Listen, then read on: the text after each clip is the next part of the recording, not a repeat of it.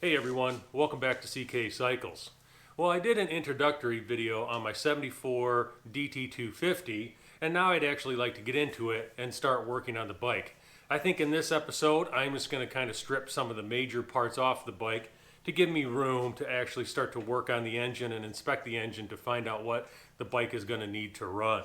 I'm also going to remove the cylinder head and the cylinder and the piston, as this bike had about 60 psi when I did a compression check on it, and I'd like to find out what's going on in the cylinder.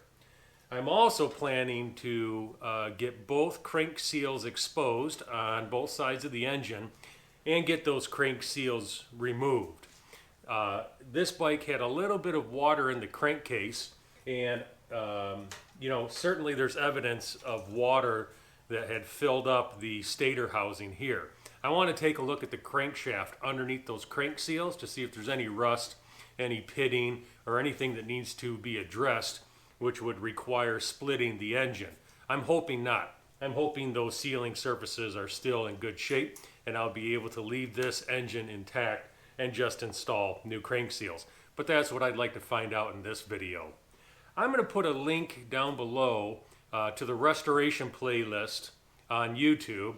So if you would like to follow along and watch the restoration of this DT250, all the videos will be dumped into that playlist that you'll have easy access to. So, all right, let's start to get this thing stripped down.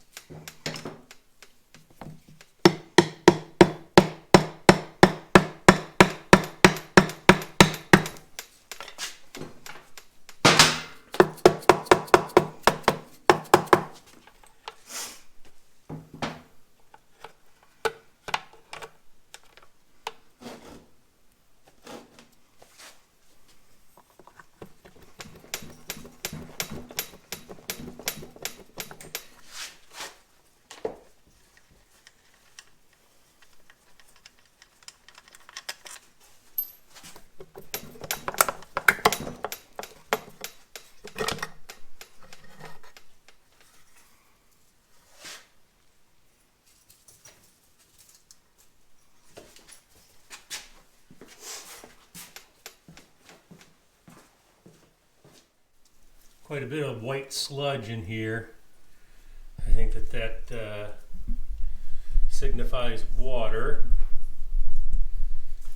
A little bit of surface rust here on the drive gear. Clutch still moves. I think the plates are frozen, rusted together. Okay, let's get the clutch off.